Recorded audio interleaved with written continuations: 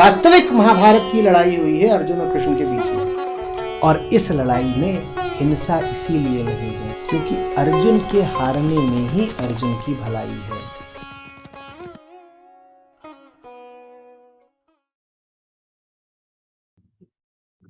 नमस्ते आचार्य जी। जी। आचार्य जी, आज के संत सरिता के शब्द एकदम बाण जैसे मुझे लग रहे थे। अब ये मेरे विचार हैं या प्रश्न, पर इस पर मैं आपसे आपका मार्गदर्शन चाहता हूँ। आचार्य जी, मैं अपने जीवन में देखता हूँ तो मैं पाता हूँ कि कहीं ना कहीं असत्य मेरे जीवन में बहुत ताकतवर है, और इतना ताकतवर है कि सत्य सामने आने से भी डरता है, और मैं सामने लाना नहीं चाहता। कहीं ना कहीं सीधी बात यह है आचार्य जी कि मेरे अंदर घोर बेईमानी है, अश्रद्धा है, कमजोरी है कि मैं खुलकर अपने परिवार से नहीं बता पाता कि मैं आपकी शिक्षाओं से जुड़ा हूँ या वेदांत की शिक्षाओं से जुड़ा हूँ। मैं हमेशा इस मामले में झूठ ही बोलते आया हूँ अपने परिवार से।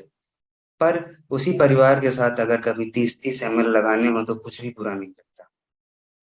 आपकी बातें आज सुनकर लग रहा है कि कमजोर हूँ, पर सोचता हूँ कि अगर मैं अपने परिवार को ये बातें बोल दूँ तो कहीं परिवार ही न छूट जाए। ऐसी स्थिति में मैं क्या करूं? मैं कैसे अपनों के प्रति या अपने परिवार के प्रति ये विद्रोह करूं या ये बगावत करूं? नहीं नहीं, देखिए, विद्रोह और बगावत ज़रूरी नहीं है कि उसी छवि जैसे हों जो हमारे पास विद्रोह की है। हमारे लिए विद्रोह का मतलब होता है एक तनी हुई मुट्ठी और एक उठा हुआ हाथ। विद्रोह हमेशा ज़रूरी नहीं है वैसा हो। हाँ, अभी मैं बात कर रहा था ना कि घर में है कोई जो आपसे उम्र में बड़ा है पर आपको दिखाई दे रहा है चेतना में छोटा है, आपने उसको गोद ले लिया। ये महाविद्रोह है, ये महाविद्रोह है। हमेशा थोड़ी मुट्ठी ताननी पड़ती है। छोटे शिशु पे कोई मुट्ठी तानता है? छी। घर वाले हैं, उन्हें कुछ बात समझ में ही नहीं आ रही, उन्हें कौन उग्र शब्दों में कुछ बोले? जिसे वेदांत ना समझ में आए उसे हम क्या परिपक्व वयस्क बोलें?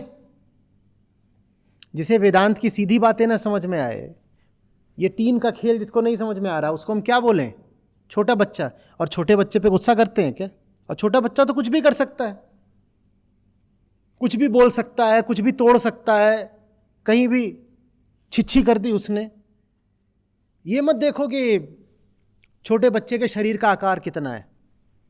वो याद है ना, एक बार 2-3 साल पहले, हो सकता है तुम लोग भी वही एक छोटा सा शॉर्ट बनाया था इन लोगों ने, कि ताऊ इतना बड़ा नहीं है, अगली बार जब ताऊ को देखना तो छोटा कर देना।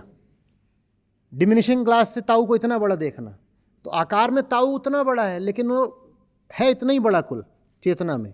तो उसको ऐसे देखो, उससे प्यार से बात करो और प्यार से बात करो। यही विद्रोह है, यही विद्रोह है।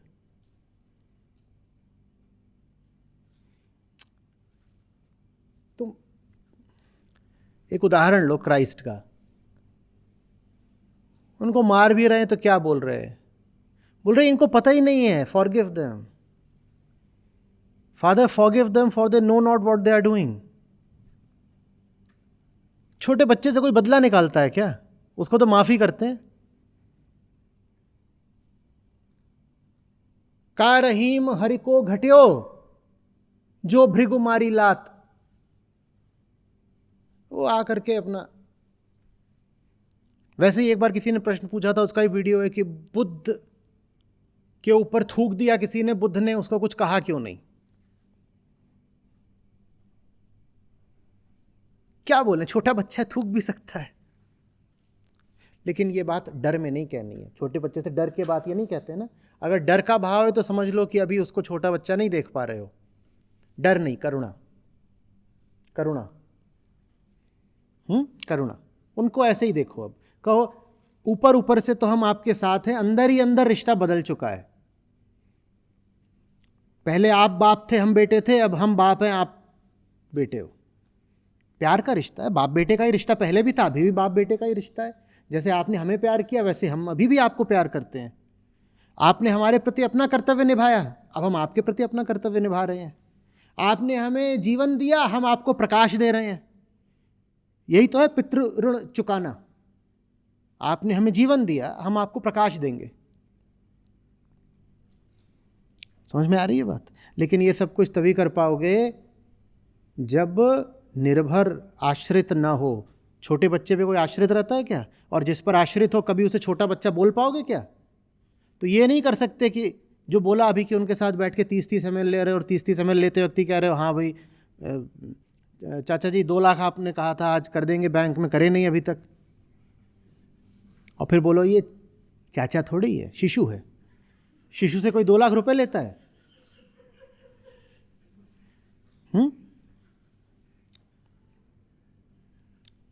सब जो ज्ञानी वगैरह हुए थे उनको मालूम है क्या बोलना चाहिए? शिशु रोग विशेषज्ञ। स्पिरिचुअलिटी इज पीडियाट्रिक्स, छोटे बच्चों के रोगों का इलाज।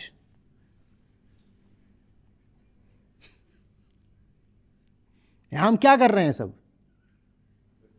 छोटे छोटे बच्चे हैं, उनको बड़ा करने की कोशिश। कितना प्यारा काम है, नहीं? नन्हे नन्हे घूम रहे हैं सब। जैसे वो बताया था प्रहार का दृश्य नाना पाटेकर के साथ, सब नंगे नंगे दौड़ा रहा, चलो दौड़ो। और अंत में एक एकदम ही छोटा है, वो दौड़ भी नहीं पा रहा, तो उसकी उंगली पकड़ रखी और करे तुम दौड़ो चलो। बाकी सब जो खुद दौड़ सकते हैं उनको आगे भेज दिया, जो एकदम ही नहीं दौड़ पा रहा खुद ही उसकी फिर उंगली भी पकड़ ली। एक बड़ी प्यारी कहानी है, अभी आप बाइबल से, ये जीसस का नाम लिया इसलिए सुनाई देता हूँ कि कहानी क्या, कथा जैसी कि शेफर्ड है ना, उसमें शेफर्ड गड़रिया, जीसस क्या है? शेफर्ड। तो उसमें यह है कि बाकी सारी भेड़ों को तो मैं बस रास्ता दिखाता हूँ, और जो सबसे कमज़ोर भेड़ होती है जो चल भी नहीं पाती, उसको मैं गोद में उठा के घर लाता हूँ। यही धर्म है। हमारे घर में भी हैं भेड़ें, जो सबसे कमज़ोर, उसको गोद में उठा लो, बिल्कुल ऐसे, क्योंकि वो घर आएगी ही नहीं। तो चल रहे हैं, बाकी सबको तो कर रखा, चलो चलो चलो चलो। और एक है जो इतना छोटा मेमना, उसको क्या करना पड़ा? उसको तो ऐसे उठा के ऐसे लेके चल, तू ऐसे चल। अब वो मेमना अपनी माँ भी हो सकती है, तो क्या करें? लेकिन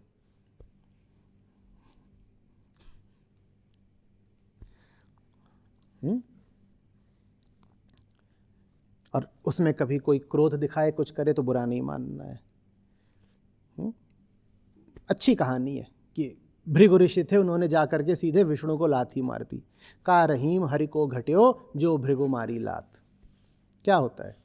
शिशुपाल को भी कहते हैं कितनी बार तो माफ़ किया? 99 बार। दुर्योधन की भी कितनी उन्होंने उद्दंडताएं माफ़ करी? क्या जाता है? जा माफ़ किया। क्या किया?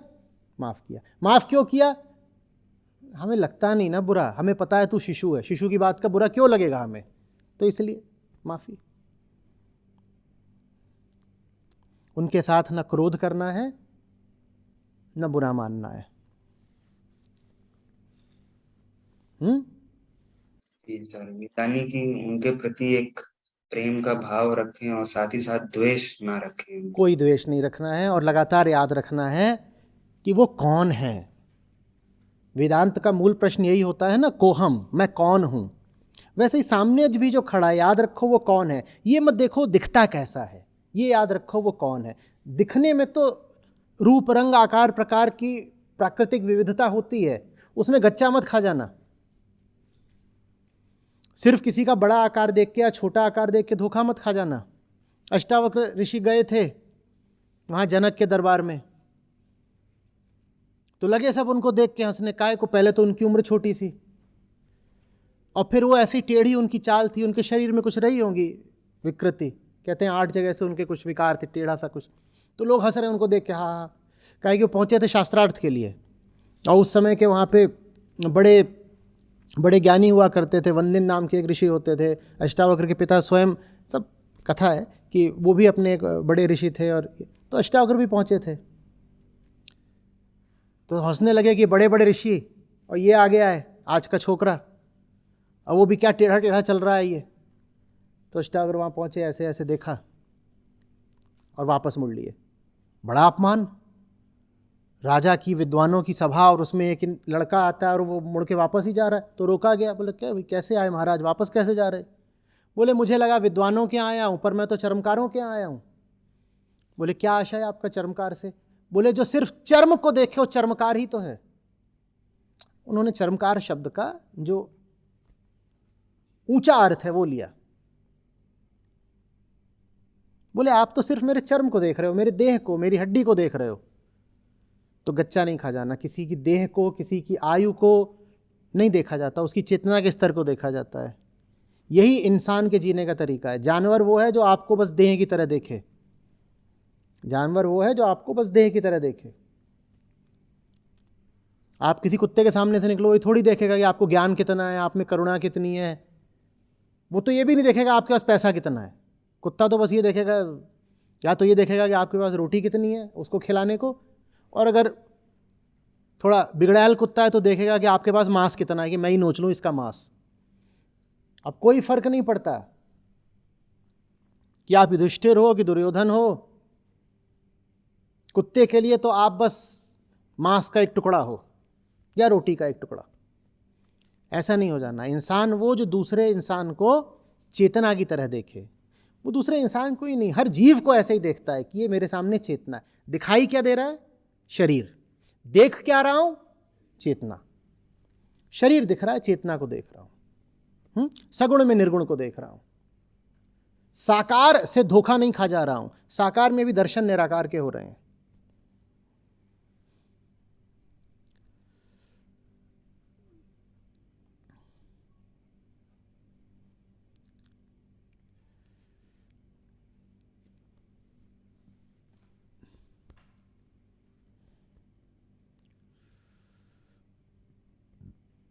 ठीक है।